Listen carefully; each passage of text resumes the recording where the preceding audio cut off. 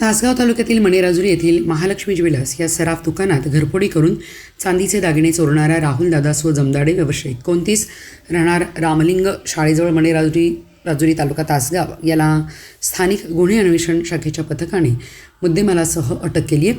त्याच्याकडून 2 kilo 734 gram वजनाचे चांदीचे दागिने, गुन्ह्यात वापरलेले हत्यार आणि मोटरसायकल असा एकूण 6,92,080 रुपयांचा मुद्देमाल जप्त करण्यात आला आहे।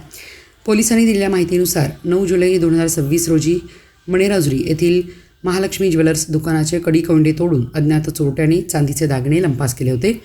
या प्रकरणी तासगाव पोलीस ठाण्यात घरफोडीचा गुन्हा दाखल करण्यात आला होता।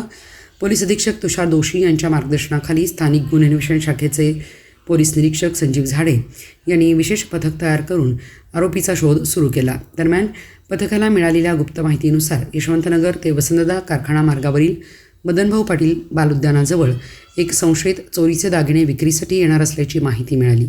या माहितीच्या आधारे पथकाने सापळा रचून राहुल दादासो जमदाडे याला ताब्यात घेतले। त्याच्या सॅकची पंचासमक्ष झडती घेतली असता चोरीस गेलेले चांदीचे दागिने आढळून आले।